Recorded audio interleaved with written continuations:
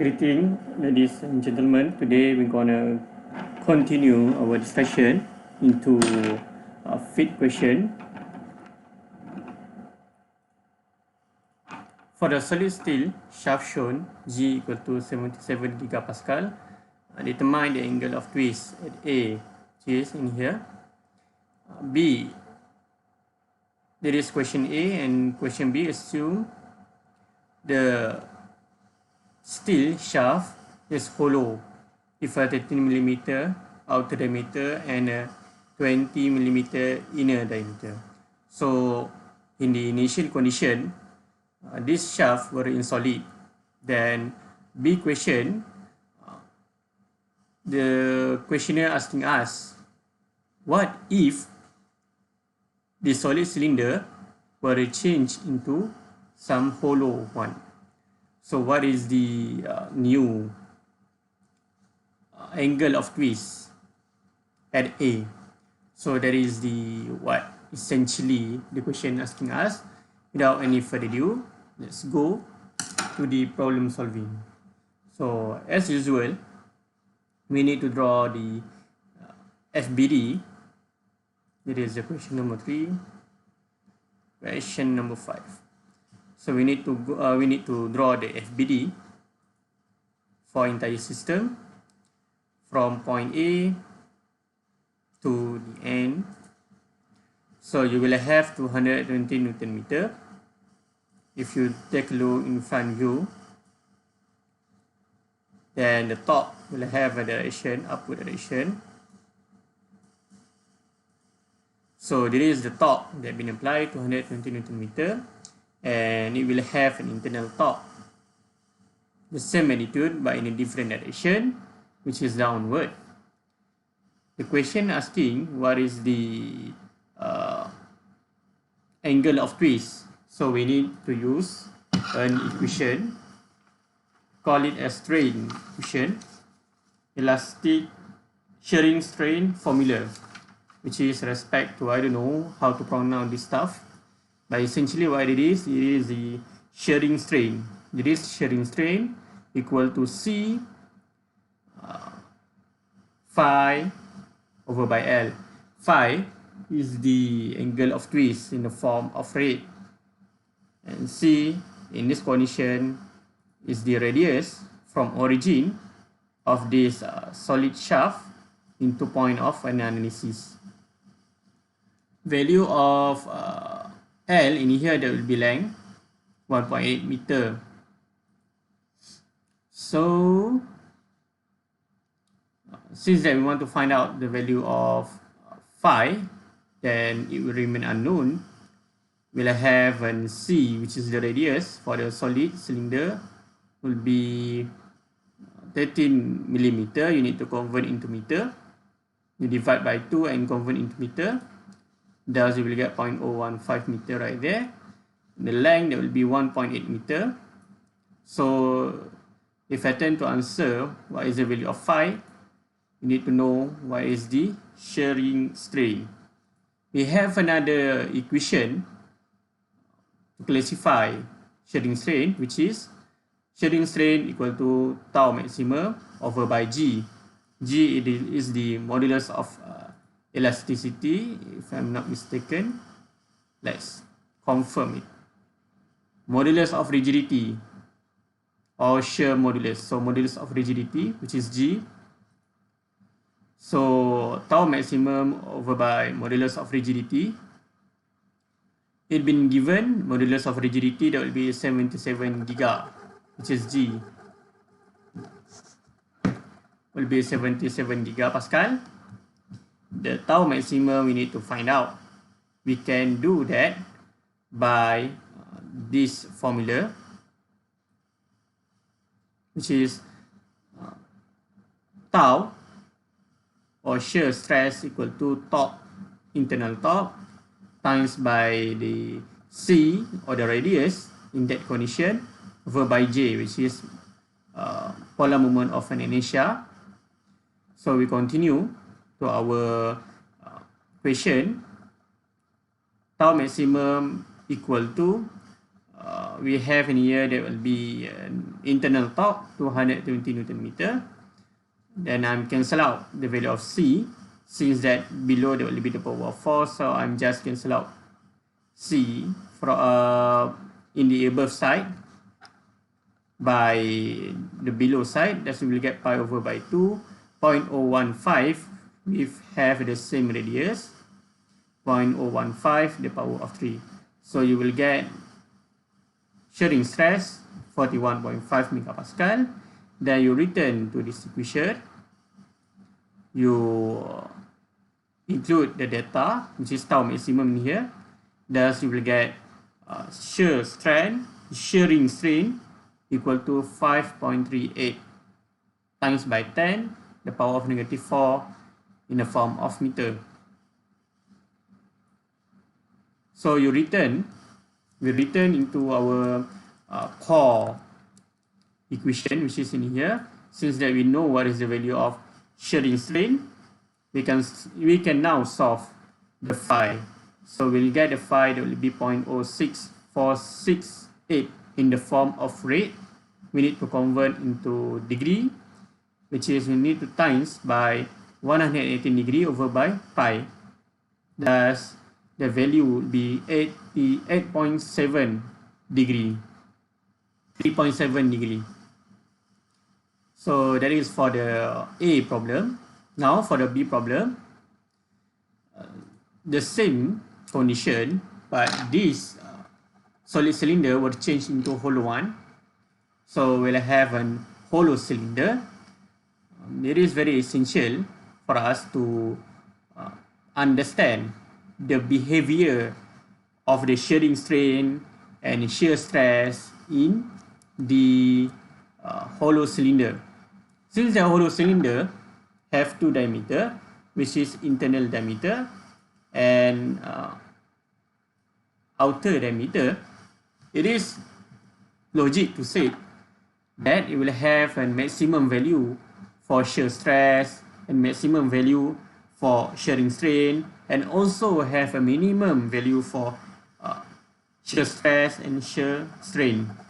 So now, how did we want to classify what value that we must to respect in?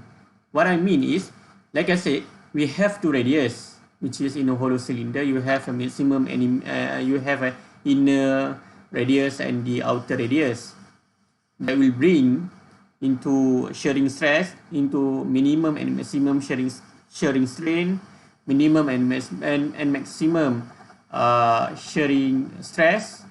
So which value for you to know what to find out in the problem?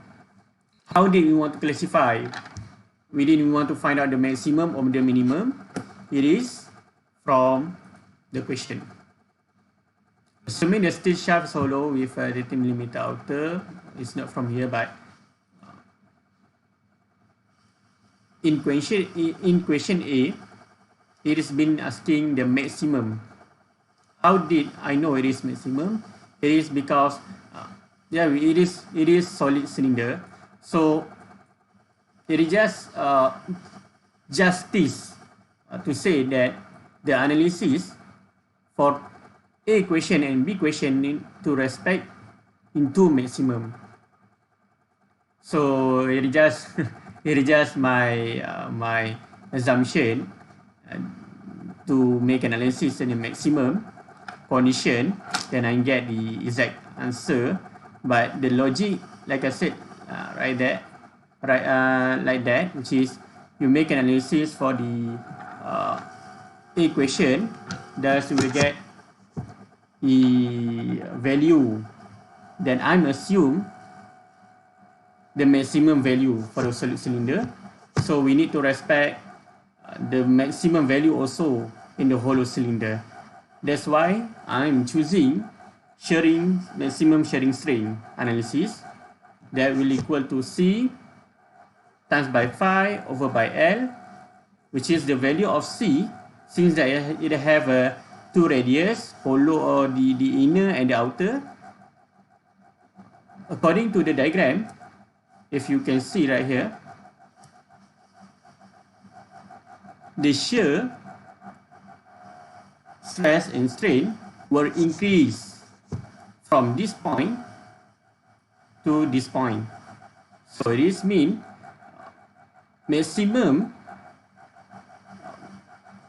shearing strain or shearing stress were given by the outer radius. So that's why in here I'm choosing CO as our value of C, which is 0.015 with respect to the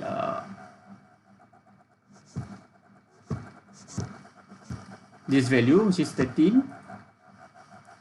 You divide by 2, thus you will get 15, then convert into meter, you will get 0.015 meter. You don't know what is the value of phi right there, because it is what is the question asking us. Then the length will be similar as the question A, which is 1.8 meter. So remain that. Now we need to find out the value of shearing strain equal to tau maximum over by G. G been given. Now what is the value of tau maximum? We can find out by this equation. Since that the polar moment of inertia for the hollow were different, thus we need to change the equation into this one, which is the polar moment of inertia for hollow cylinder, pi over by 2 CO with respect to outer radius, the power of 4, minus by CI respect to inner radius, the power of 4. And the value of C in the upper side, since that we make an analysis for the maximum value, the tau also need to respect into maximum value. Thus, the value of C need to be in respect outer radius. So that's why C out, right? In the above side, we choosing thus 0.015 meter as an order for that value. So we need to find out the polar moment of inertia.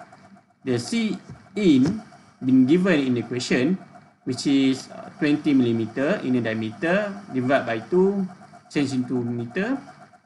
Thus we will get 0.01. Then you will get polar moment of inertia 6.38 times by 10 to the power of negative 8 meter to the power of 4. Then you include all of the data in this equation. You will get tau maximum equal to 51.71 megapascal. 51.71 megapascal. Then you using the core equation, not the core, but you return to shearing strain equation. Since that you know what is the value of tau, thus you will get the shearing strain equal to 6.72 times by 10 to the power of negative 4 in the form of meter.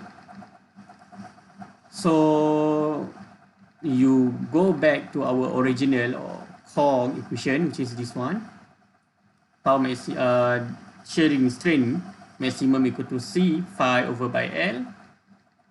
Now we know what is this value, so we can solve the value of phi, which is 0.08 rate. You need to convert into degree, times by 118 degree over by pi. Thus you will get 4.58 degree. It is closer. It is close to 4.6.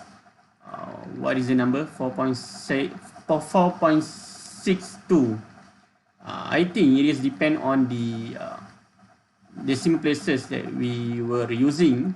For example, the value can be leaked from here, which is 51.71 megapascal.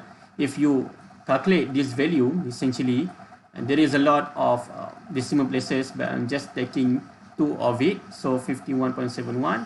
Maybe the final value will leak from here. Maybe it will leak from here. So there is a lot of factor of leaking. So that's why it is run a little bit from the schema. But I think it is acceptable, because if you didn't have any decimal places, we just take 4 right here. It will be 5 and this will be 5. So it is not a lot of different right there. It's not a different right there. So I think that's all for today. Thank you for watching and have a nice day. Bye bye.